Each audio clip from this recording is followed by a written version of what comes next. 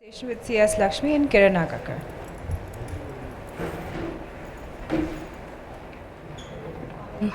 Good afternoon, everyone. We actually put this panel right after lunch because we knew that this is a panel you cannot sleep through, right? Because this is Ambai and this is Kiran Nagarkar, and where do you get them together on one panel? So perhaps I don't even need to speak. Maybe I should just let the two of you chat with each other or something.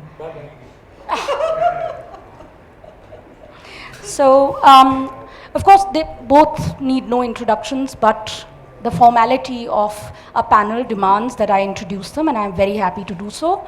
They're both writers par excellence and two of the greatest writers of our country, is how I see them. Ambai writes both in Tamil and in English. There is that, and we'll talk about this, the fact that her fiction is in Tamil, and of course, it's now being translated, almost all of it, by Lakshmi Holmstrom. And her non-fiction, her academic work, her extremely valuable research writing is in English. And I really want to talk a little bit about that later in the panel with Ambai. She also runs a wonderful archive of women's work and histories. And this is a distinction that I picked up from one of her interviews, that it's not just about women's work. It's actually histories of women which are being archived, because history writing has very often, or rather never at all, made women the object of its research. This is called Sparrow. Google it. Please support it. Please look at all their archives and their resources, because they're absolutely brilliant. And it's really the first real, serious sound picture archive of women's work in India, for sure. Kiran Nagarkar is again, a novelist who should have won the Booker every year. I love his work, of course. So there's a lot of fangirl moment. There's a bit of a fangirl moment that'll creep in now and then. He has written books that have brought his city, Bombay, to life in a way that perhaps no other book has done. And then he's also surprised us with a book which is the finest kind of historical fiction you can imagine. So, we'll talk a little bit. I already started the conversation with him yesterday on the way back from the airport. Serendipitously, we found each other at the airport. And of course, I wasted no time. Started talking to him about what it was like to write such a different book as Cuckold. Both Ambai and Kiran have also written in various different genres. There's the short story, there's the novel, there's the short story, there's the play, there's the screenplay, there's also non-fiction writing, so I hope to touch upon some of that as well, and we'll also do a little bit of reading. Now, both of you can stop looking downwards in this extremely modest manner and be yourselves. Okay, so my first question, which is actually a question very close to my heart, is whenever I think in terms of the writer in the city, I always think of that phenomenon of flaneuring, about roaming the city and gathering the material that then goes into your writing, which brings the city alive. Kiran, your Ravan and Eddie and extras, and of course, R.I.P. Ravan and Eddie, particularly for me, was emblematic of the novel of the flaneur. And the way you, particularly Ravan and Eddie, which I always look upon as this microcosm of a novel, the way you bring the chawl alive. I wanted to first of all ask you, was there some process there which involved roaming about, asking uncomfortable questions, or did it all come from your own experiences? No, there was no asking at all. From childhood, I had to go and visit a doctor, sometimes thrice a day at least. And on my way, I would see these buildings and always wonder how. Some of my father's friends also lived in them. One of the things that struck me was that however poor we were lucky to have a toilet and a bathroom in our own place. But these people didn't. Somewhere it must have stayed in my mind. And I'm talking about now, I'm jumping at least 25 years. I joined advertising, and I worked in an agency where there was a copy department with at least 9 people, and there was a secretary who did the typing for all of us. And one day she called us for lunch, 9 of us. And we went across. Anybody calls me for lunch, I go. Hasn't changed. My mother died early, so people were very sensible and made sure they didn't call me. But, but when she called us, one of the things that just she mentioned kind of en passant, you know, was that the people who stayed in the first 4 stories were all Maharashtrians. I beg your pardon. What I mean is Hindus. And the top stories were occupied by Catholics. Now, this happened to be a complex of 63 chawls. So you can, it must have registered in my mind, you know. I'm not a very sensitive person at all. And that was over. Then when I began to think of writing Ravan and Eddie, one of the first images was, of course, it's so often you read in the newspaper, someone falling from the 6th story, someone falling from the 11th story, and they survive. So I thought, okay, this is interesting. I'll have my boy live. And you know how stories start. I know her question, I'll be short, but I just thought I should mention this, that my original Ravan originally is Ram in my story, right? But my original guy was going to be Hanuman or Maruti. When I think of that now. And the curious thing is that the moment I kind of decided, okay, it's going to be Ram. When the boy falls and the mother thinks, bhai, isko nazar lagegi abhi. That's when she changes the name, and what other name but Ravan. You think of the kind of coiled meanings that are right there.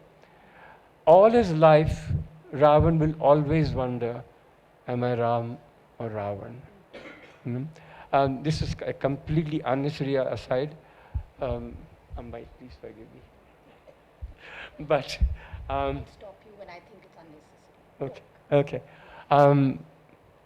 What I had not registered at that time was that Sylvie, the secretary of the department, what she told me, and then suddenly it fell together, that 2 communities, which so far at least have not been at each other's throats, occasionally, thanks to the current regime and their mother party, they do try and get at them. Doing excellent work, like trying to create as much enmity as possible. But we will let that be. What happened then was that I really had a location, that is the chawl, the appalling conditions which we make our people live in. And I also had 2 communities, and there is a paragraph there in the book which talks about parallel lines never meeting. And that's exactly what happened with them. And you know, there was one other thing at the back of my mind, which was that at that time, the Catholics in Bombay had comparatively just gotten rid. They had not gotten rid. Jawaharlal Nehru was the one who sent the people, the army across. And we got Goa back. But for them, there was a hell of a lot of nostalgia. So the Catholics in Bombay did not see Hindi movies ever. My family never saw Hindi movies either. But there were family members who did other things. So this was also something which stayed in my mind. And as she asked, what is it that made me kind of pick on this theme? And the answer is quite simple. I'm extremely naive. I thought, abhi we've got our independence. Just give it time, and my own people, the leaders who come and take care of Maharashtra or Bombay, of course they'll make sure that the chawl dwellers will never, never live in the chawls.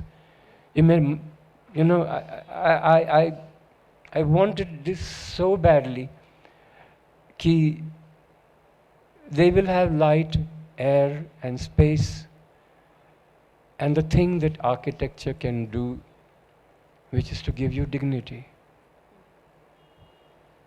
And sometimes your wishes come true, and then you wish to God their hand, because now what we have gone and done is to build 7 and 9 storied hovels, and that's where we make them stay. So you don't need to get rid of the colonial powers. Your own people become the colonizers. There's this lovely bit, very moving bit.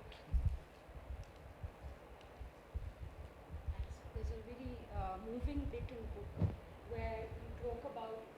No, it's not one. You hear me now? No. I'll just speak.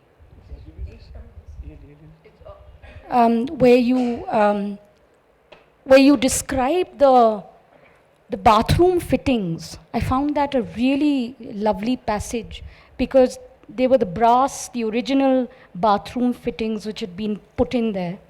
And there's this lovely bit where you say, on some day suddenly some housewife would find it had become stained, and then she would wash it clean till you could see your reflection in it.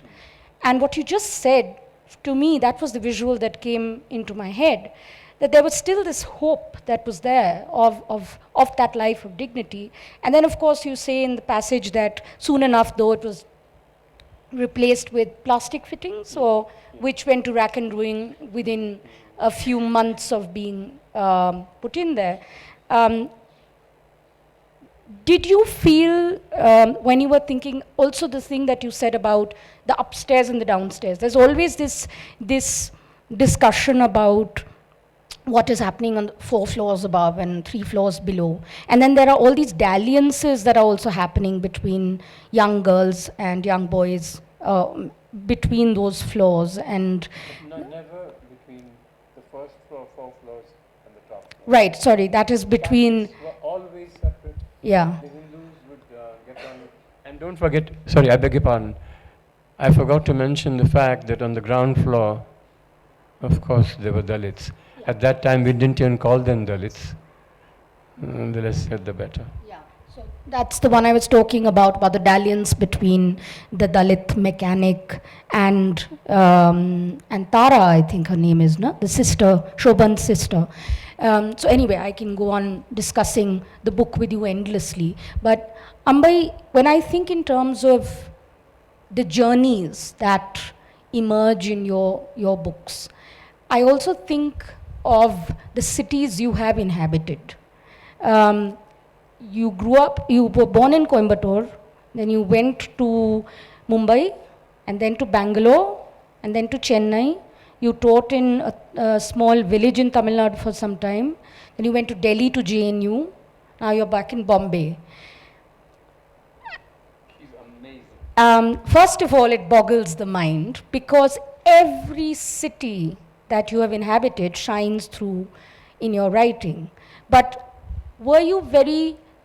are there stories that you have written which were which was a Coimbatore story, or which was specific to something that you wanted to say about Chennai? Did you write them in that sort of an aware manner? I mean, of course, I'm not saying that you sat down and said, okay, I'm going to write a Chennai story, but did something spring out from your experience in the city which has colored each of these stories about different cities, which are set in different cities?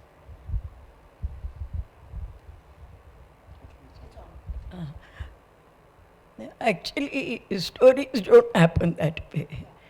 And I've lived much less in Chennai. So there are a lot of stories about Bangalore, about Delhi, about Bombay. To the extent that when I wrote Kitchen in the Corner of the House, it's about a Rajasthani family, that senior Tamil writer, male writer, he said that her field is not Tamil Nadu. She is writing about so many different places, even Edinburgh and so many places, Birmingham. So why is she writing in Tamil? So that was a question that was asked many times, that you've inhabited so many cities, why do you write in Tamil? So I had to tell them that language travels across borders, You carry the language in your body, and wherever you go, the language you would use. I don't have to only write about geographically belonging to one place that the language belongs, So that problem of writing in Tamil has always been there. But growing up in Bangalore was very different, because I did all my schooling and college in Bangalore. So at that time, in the 40s and 50s, they had three-language formula. So till 7th standard, you study in your mother tongue. So my medium was Tamil. Then you also have a second language, Tamil. And then you learn compulsory Kannada. And you learn Hindi. And also you have English as a subject. So we learned so many languages. And I grew up at a time when there was this golden era of translation. So we got all the Bengali, Marathi and other literature in Tamil.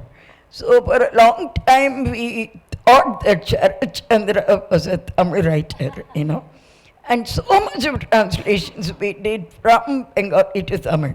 Of course, the Bengalis never returned the favor. They never translated anything from Tamil to, that is the way they are. And at that time, reading so much of Bengali stories, in the teenage, he always wanted to marry a Bengali man, And he was a revolutionary, he was a poet, and he was like a combination of Vivekananda, Ramakrishna, and Tagore. And of course, all these dreams kind of go away when you meet the real Bengali man.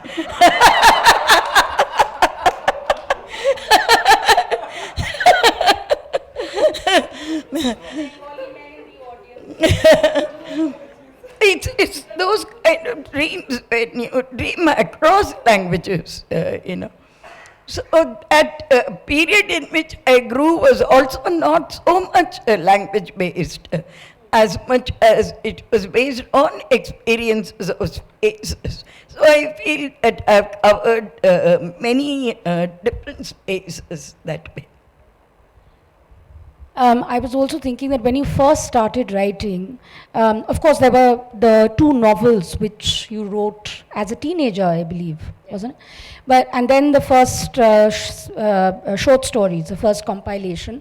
And in a lot of interviews, one has read about how you couldn't find any publication that would take that the story for publication. And then, of course, in Delhi, you found the editor of, I can't pronounce the name properly, but Kanyaji? Okay. And he said you've been going to all the wrong editors. I mean, for me, that became an entry point to also look at how you talk about restricted spaces for women, women's bodies, and particularly the kitchen in the corner of the house. When you have that duality of the desensitized man and this woman who, is really just quite horror struck by some of the things that she's not used to. Um, do you feel in your writing you've moved from that position to bringing in more about masculinities now? Because sometimes when I read your more recent stories, I find you're being more understanding of the male predicament as well. Do you think that makes sense?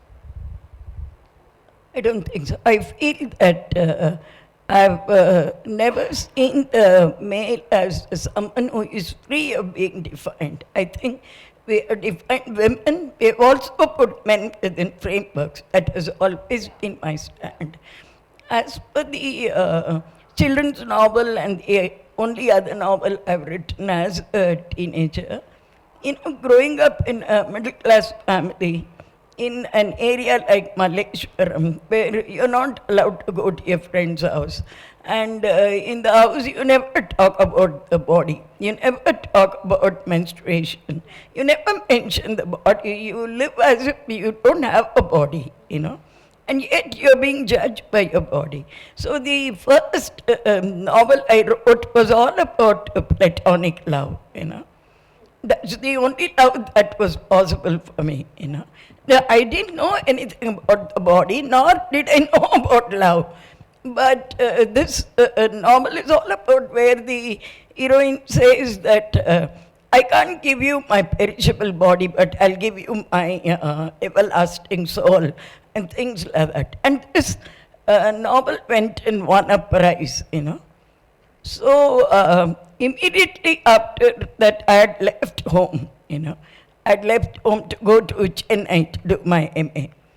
And the novel is being serialized when I'm working in the village, not village, a small town. And I felt very alienated from the novel. It was as if someone else had written it, I didn't agree with it at all. And I got a lot of letters, and the editor of the magazine wrote, because it's all about platonic love, he wrote that this is not just a story, this is a kavya, he wrote, But fortunately, it didn't go to my head because I knew it was a very bad novel. And I could live with it because it's part of my history. And after that, in 1967, before going to Delhi, I wrote Wings Get Broken. And it was not published in any of the magazines. And then when I went to Delhi, I found this magazine. It was not an editor.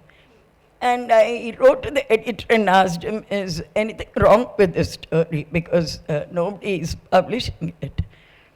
And he wrote back saying that I don't think anything is wrong with the story. I've been sending it to the wrong magazines. And he came and asked me, he came to the hostel and he said, don't you see that your style has changed? That is when it occurred to me that when you move out of the house and when you travel in your own ways, your language changes. The language changes according to the space the body occupies. Kiran, Ambai is talking about a particular story which she feels that it was like a different person who had written it. Yesterday we were talking about, although we'll come back to Ravan and Eddie, but I want to talk a little bit about Cuckold, which is this majestic sort of, novel of India, and that sounds so terribly nationalist. Anyway, Zindabad. And you said that it was almost as if it was being written through me, that I was not writing it. Will you tell us something about this, about what happened, how it worked? Yeah. This is a terrible confession, but I'll make it anyway.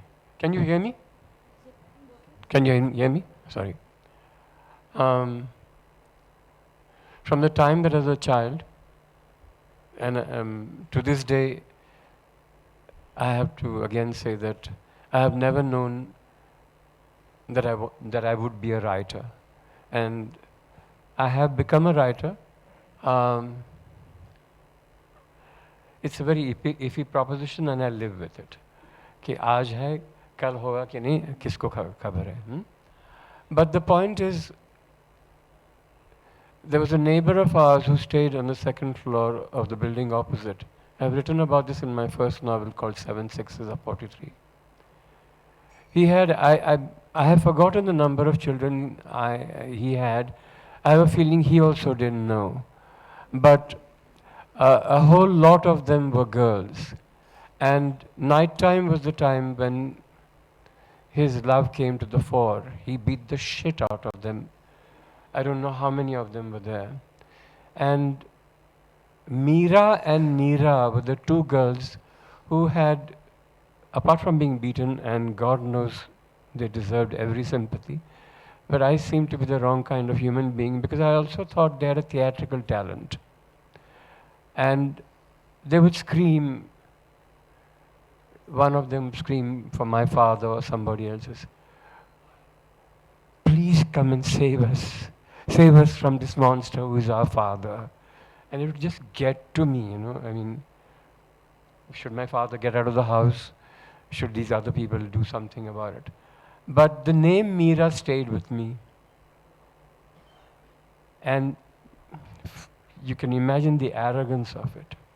But I thought, if there is one person I will never write about, and as I said, I did not know I was going to become a writer, but that I would never deal with, it was going to be this woman called Meera. So, you can imagine. And I stayed with that thought as I grew up, and I came to know Meera as we know her, as a cliche, as a terrible stereotype. And I bought into all that. So of course, I knew that I would never touch this subject. Then I grew up, and once in a while, every year, I would go to the India International at the film festival, and I would see 6 or 7 movies a day. And we were coming back, a friend of mine and I, and we were in that, I don't know what they call them there, in a rickshaw. And I have absolutely no idea what happened, but this thought occurred to me that this is perhaps the most famous woman in India because we have her language on our tongue. Just as especially the Western civilization has the Bible on their tongue all the time without even knowing that it's on their tongue. And yet, we know absolutely nothing about this woman's husband. How can that be? Obviously, we had made sure that he had become a black hole in history, a hiatus in history. And just to come to the current times, I have now realized that we can doctor history, and we do it all the time. As you have noticed recently, in the last 2.5 years, the only time we bring up Gandhiji is in the context of a broom. We don't even bring him up in the context of the toilet, which is what he did absolutely studiously. As to the freedom struggle, no, we never had, please remember this. The British said one morning, "Arey bachcho, le lo, I will give you your freedom." Gandhiji did not fight for it. This is what they want us to know. This is how we doctor history. And none of us goes out and tells the powers in authority that, bhai, first of all, we might have had transplantation techniques, but they came around in the 21st century, and not in the case of dear Ganesh. Because the PM came down to Bombay, opened perhaps the finest hospital in Asia, and this is what he told us, that stem cell research was around and transplantation techniques were done, we had them 3,000 years ago. And I don't find a single parent standing up and saying, my son is, or my daughter is going to Harvard Medical School or to JJ Medical School. And I don't want her to think all the rubbish that you're telling us. But this is, as usual, I have politicized the matter. But to come back to Meera, ultimately when I decided to write about her husband, I thought, zyada se zyada 104 pages, large typeface. You know, one reads Camus' Outsider and things, you think, 104 pages is enough. But Meera is someone, don't take her lightly, okay? She can not only slap you in your face, she can kick you where it really hurts. I wrote a 609-page novel, and I realized what a fantastic woman she was. Just as it must have been impossible to get married to Gandhiji and live with him, a man whom I do respect enormously, imagine being married to Meera. Hey Bhagwan. Gosh, I'm a little speechless after that, actually. Thank you. Gosh, don't do this, Kiran. This is being recorded. Ambai, I'm going to come back to you. I want to come back to the idea of journeys. I want to come back to the idea of journeys also in terms of what your stories are really special for, which is relationships, and how you approach them with a sleight of hand which we are all mad for. And there's one story called Journey 5, which, in which there's a very interesting relationship between two women who are traveling together. And I think a lot of us women traveling within the city or from one city to another would really, really identify with that story. How did that story come about? In the first place, I've traveled a lot with women friends of mine. And this particular story, at least part of it is true. A Sri Lankan friend of mine and myself, there was going to be a literary kind of a meeting in Pondicherry. So we told each other that, Pondicherry has been a French colony, so there'll be pubs there, So we'll go and sit in one of the pubs and have drinks. And I grew up in Bangalore in the 70s. On the MG Road, there were a lot of pubs, and groups of us would go and sit there. And they would give us all the shundal and all with drinks, and nobody looked as conservatives. And in 70s, all girls and boys went together. Nobody told us it was against Indian culture, So I told her that we can do this in Pondicherry, This was, of course, in the 90s. So I told her that in Bangalore we should have a good time and let's do it in Pondicherry, I didn't realize that I haven't lived in Pondicherry. So we went there for this literary conference where only two of us were women. They were discussing a very important Tamil writer called Mauni, who's a very abstract kind of writer. And someone said that Mauni always used a lot of abusive words when he spoke, But they also said that in front of these women, we can't use the abusive words, which is also very Tamil. They use it behind our backs, but not in front of us, So the meeting got over and he said that, we have not seen a single pub, Where do we go and drink? We asked each other. And then I remembered that I knew a professor there, professor who teaches French. And I rang him up. And I told him that, we want to go to a pub. And will you come with us? He said, okay. And he came, and first thing he told was that, I have given up all these bad habits, he said. So we told him we haven't given it up, you see. So you have to come with us. So he said, I've forgotten where the pubs are. Then he went to an auto rickshaw fellow there and he asked him, do you know a pub which respectful women can go to, So this auto rickshaw fellow looked at us to see whether we were really respectful. Then obviously we didn't look so respectful. So he took us in, and then he took us to a place which was called Tavern. So it looked very dark, and so I told my friend, let me go in and check if this is a pub. So I went in, and a man was sitting there. I told him that, is there a room to drink? I told him. He said, yes, we charge by the hour, he said. And he said, where is your client? So I came out quickly and told my friend, this is not the kind of place, Meanwhile, the professor got so upset. He said, I have never come to a place like this. I said, nor do we, Don't think that we come every day to a tavern, So, meanwhile, one of the students came there. He said, good evening, sir. He told the professor.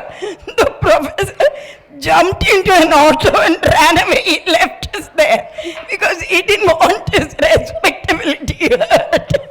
So the story sprang from that. And I linked it with a very a tender story of a very old writer friend of mine who grew up in a village, and as a student, there was a landlord in the village, and the landlord had educated him, but he fell in love with the landlord's daughter. Both of them fell in love.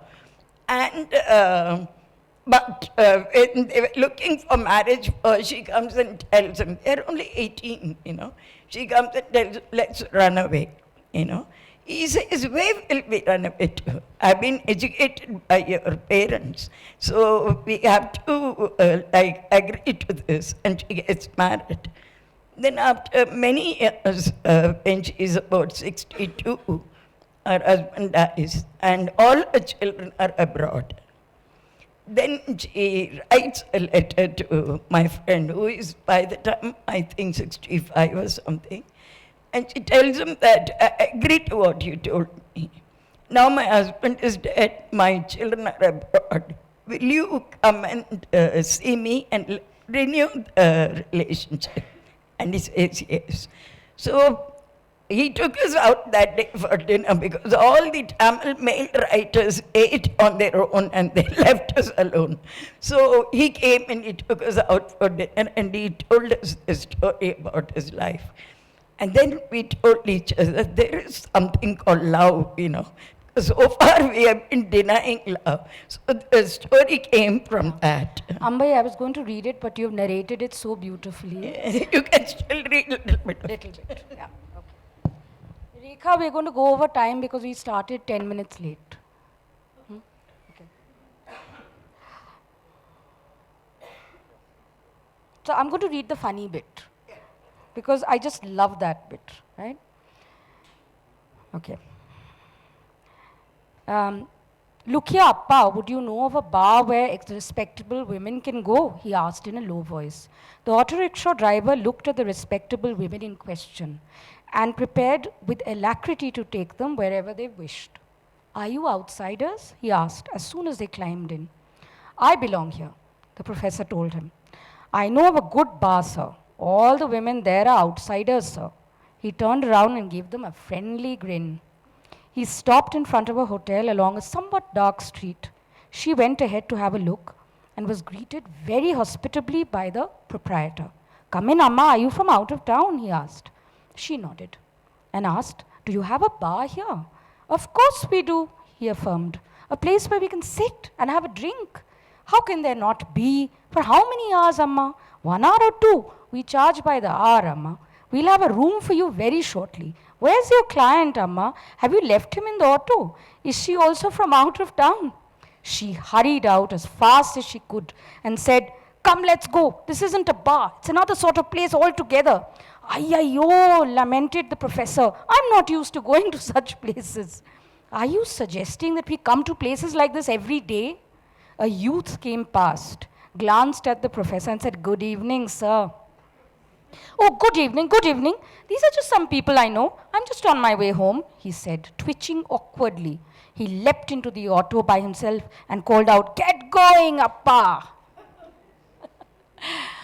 Yeah, for me, this story is, it's everything that you write about. The women, their friendship, there's the body, there's the how we don't want to talk about things like, yes, women drink, you know, it's the voicing these silent things. Like another story where you have, where these college girls keep making, they have these bad words that they use for certain people. And everybody says, oh, girls shouldn't be abusive. And you're breaking that myth.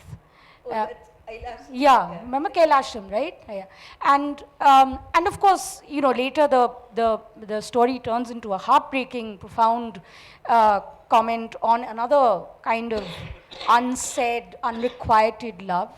But I loved that bit where the college girls are giving these really bawdy names to men that they see every day. And in some way, they are almost empowering themselves by doing that. Would you say so? Actually, I don't believe in this word empower at all. You know. I feel that we are always powerful. From where can you empower us? Women have been using these words for long, you see. Women have been breaking norms in very subtle ways, which we don't know. We had an Alsatian dog in the house, you know, when I grew up in Bangalore. And the dog was not allowed inside the kitchen, you know. But what the dog would do, it would put its entire body in the kitchen, leave out the hind legs and the tail, and pretend that it's not in the kitchen. This was a rule your mom said. No, this was you write about it in your memoir about your mother. Yeah. And I feel that women were also like that, you know. They pretended they were very traditional, but they broke all the rules. At least my mother did. She broke absolutely all the rules. You know. So I feel that women don't need to be empowered. It's a word that has come with all these developmental projects that we do, that you have to empower women. And how do you empower them? By giving them sewing machines when they are widows and giving them kitchen gardens. You call that empowerment? I think it's ridiculous to call it. Someone tweet that out. That is tweet-worthy in a big way. Absolutely. I think, you know, I mean, yeah, of course, we have all become so used to using these nomenclatures. And I will always, I'm being at IHS, I'll always make this mistake, as I'm again going to do by asking Kiran to read a part of his book, which I chose because we were at IHS. And you'll know why in a second. So may I request you to read something from Ravan and Eddy? Now you're going to say it's all right if I say no? Oh no, then I'll just read it. No. But I just wanted to say that, you know, Ambai is just amazing. You know, I've always been Rabelaisian and rebelled and things, but Ambai takes the cake. Absolutely, she's magnificent. I should have come to the bar with you.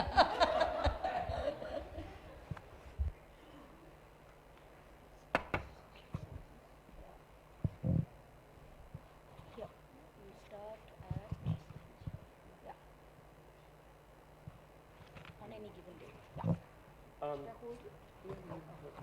It's a bit, I think it'll take some time, okay? Yeah, okay. This is the, I have got asides and harangues in the book, and this is an aside called The Water Wars. This is about Bombay, as you can imagine, and it's about Chaul life. No humor in it at all. On any given day, there were anywhere between 100 to 250 pots waiting in queue. What a sight it was. 2,000 years of brass and copper craftsmanship. Long, slender necks, wide bodies, broad butts, swelled torsos, short-chinned, stodgy tankers, tightly corseted, narrow-bottomed, prissy-mouthed. There was no end to their shapes and sizes. Despite the perpetual water shortage, they shone like flares from newly sunk oil wells. That was 30 years ago. The brass and the copper have been replaced by cheap, exuberant plastics, which the sun denudes of all color and turns gray and anemic within 3 or 4 months. The women came down, stood by their pots and buckets, chatted, compared notes on which ration shops had sugar and kerosene, went back to their homes to feed their babies and send their children to school, returned, untied the hair and knotted it tightly at the back of their back with effortless and casual grace, adjusted their saris and waited. Hours passed. The lead pipe went into a spasm, recoiled, and kicked and threw an epileptic tantrum as if it were made not of lead but rubber. It made threatening noises, coughed and cleared a 30-meter-long throat, vomited 17 drops of brown tepid goo, withdrew, brooded, went dry. Wring the neck and length of the pipe all the way back to Tansa Lake, and it won't yield a drop of water for the next 50 years. And then it shuddered. A quake 7.5 on the Richter scale shook it. It lashed out the jet of water, a venomous fist of fury that sent the copper pot under it skittering for shelter. The response to the sight of flowing water is desperation, a frenzy of pointless activity and loss of sanity. I think I'll just move from here to here. Yeah? One of these days, it may be tomorrow or 20 years from now, the municipal tap in the CWD Church is going to run dry, while the 47th woman is still filling her pot. The remaining 219 women will complain as usual and go back with empty pots, hoping that they can stretch the water in the drums in their kitchens till the next day. But on that day, Mrs. Rele, Mrs. Pathare, and Mrs. Gadge saw the knife grinder walking into the CWD Chaw's compound with his unwieldy grinding wheel slung over his shoulder and brought their knives down to be sharpened. Did the sun shine in Mrs. Gadge's eyes? Or did a fly buzz too insistently around Mrs. Rele's face? Or was it that Mrs. Pathare didn't like the color of Mrs. Rele's eyes? All we know is that Mrs. Pathare plunged her yet-to-be-sharpened knife between Mrs. Gadge's third and fourth ribs. Mrs. Gadge was thrown off balance but managed to bring down her meat cleaver on Prabha Sarunke's head and open it as if it were a coconut. It was Prabha's engagement tomorrow. More knives appeared.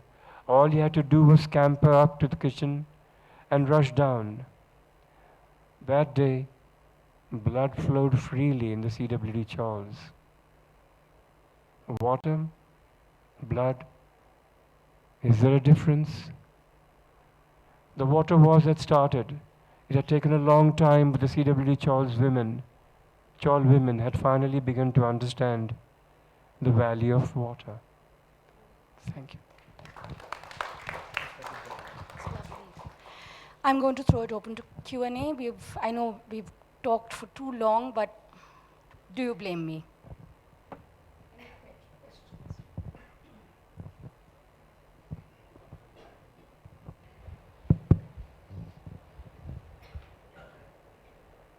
That was a very interesting afternoon session that we had. We were very privileged to have had readings from two of your works. A very quick question to both of you. Does the writer in the city automatically become the writer of the city, or are we talking of two different things? And in your own case, are you writers in the city or writers of the city?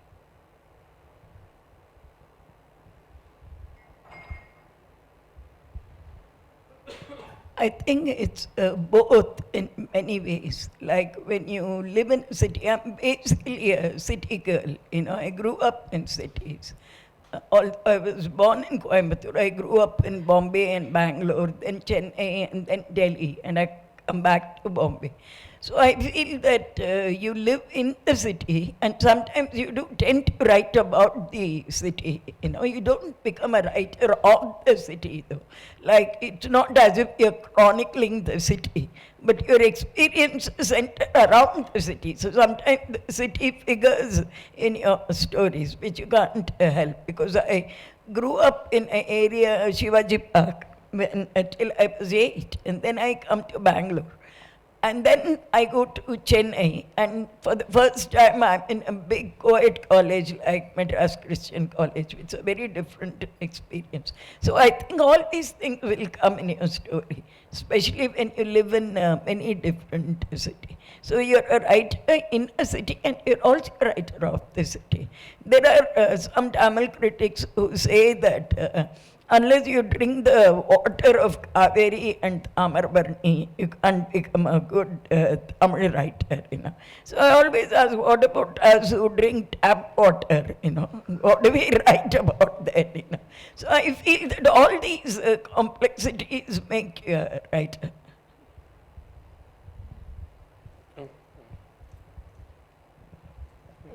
Kiran, do you want to? No, I don't. I have a very short answer to that. We always think that the writer chooses the subjects, but don't forget, subjects also choose the writer. Nee? So sometimes, sorry, I beg your pardon. Sometimes you write about your city, and sometimes without knowing it, you write about the extremely drought-ridden villages of India. So,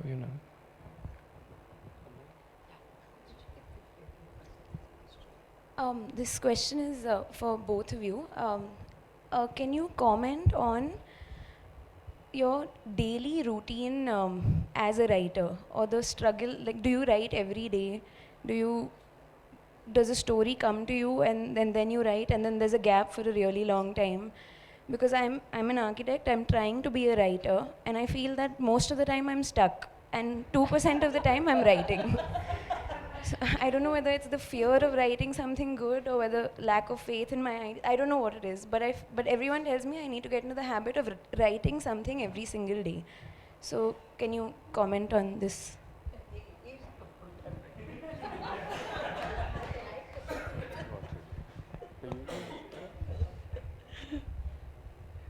Yeah, actually, I don't write every day. And I don't have a room of my own to sit and write. And from my childhood, like in most South Indian households, you don't have rooms of your own. You sleep in the hall, and other rooms are there for various purposes, but it's not your room in that sense, Then only when I was in the hostel, I had a room to myself. Other than that, even now where I stay in Bombay, it's just a one-bedroom flat, and I have 3 foster children who are growing up very fast. And so there are 5 of us in a 2-room place. So the bedroom is kind of bedroom and study room, So when I sit down to write, they also want to sit and do some work. So normally, I don't enter my stories into the computer right away. I sit down and write with hand. So most of my friends present me pencil and notebooks, because I write with pencil. And then I feed it into the computer. And I can't write right away. Very often the subject lingers in your mind, and sometimes you don't even know that it's lingering in your mind. And you suddenly come out with it, because I came of age when I was 13, but I wrote about it when I was 26. So it took 13 years. And I didn't know it was lingering on my mind at all. I have a very important piece of advice to give you. Really important. I had no idea that this would be Ambai's reply. but it looks as if you couldn't have chosen two worse people to ask for advice. तो आप ऐसा कीजिएगा साहब, किसी और author को पूछिएगा, because I have absolutely no timetable. And if you ask my friends, they'll tell you, if I'm not there, he didn't write them, the novels. So please, and do not follow my habits, and frankly, even her habits, okay? We're really running out of time. Last two questions. This is more of a comment rather than a question. I think it is for Ambai, that it's so beautiful that it's a woman who is so chivalrous enough to provide a space for another woman to explore certain habits which are actually deemed as immoral or illegal or whatever. So, and the professor himself is not able to provide that. And this is the beauty of feminine friendships, and this is the beauty of female bonding that I have time and again noticed, and which remains relevant, I think, across times. And I was touched by that. And your words that disempowered versus empowered. Now, are we really empowering women by giving them sewing machines?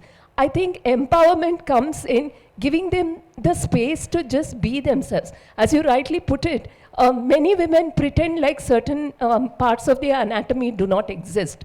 And because not only because they are not acknowledged in the language, acknowledging them would mean that you have that dichotomous division. Either you're a virgin or you're a whore. There's nothing in between called human. There's nothing in between called woman. And this comes out in your stories and remains relevant through all the times. And to that extent, I think I'm very grateful you started it. And maybe perhaps a lot of women started it simultaneously, and the movement carries on. And through this city, which has seen lots of landscapes and lots of alterations and flyovers, and very few trees are left behind. I think that the trees which grow are left behind. Thank you. On that lovely note, we'll really have to call it a day, because I know I've gone way over. I'm getting daggers from my co-curators. So thank you very much, both of you. Ambai, Kiran Nagarkar, what a wonderful, wonderful afternoon with both of you. And thank you all for being such an engaged audience. Many thanks.